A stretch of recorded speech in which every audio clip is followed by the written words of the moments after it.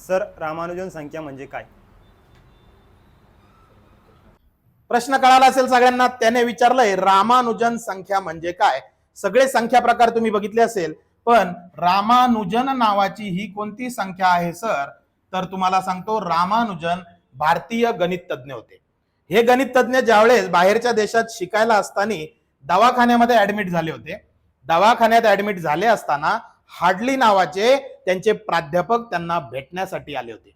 मग ते भेटण्यासाठी आलेले प्राध्यापक जे आहेत ना, 1729 अशा क्रमांकाच्या टॅक्सीमधून रामानुजनला भेटायला आले आणि त्यांनी त्याला प्रश्न विचारला रामानुजनला, मी ज्या टॅक्सीतून आलो तो फारच विचित्र नंबर होता रामानुजन.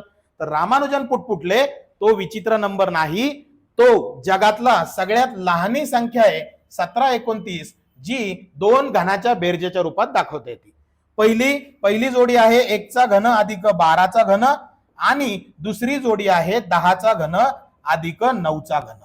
म्हणजे यांची जर बेरीज केली, 1चा घन 1, 12चा घन 1728, 1729 आणि याची जरी बेरीज केली 10चा घन 1000, 9चा घन 729, याची पण बेरीज येते 1729. या संवादातनं ही संख्या निर्माण झालेली आहे, म्हणून हिला म्हणतात रामानुजन संख्या. सगळ्यांना कळालं कसं?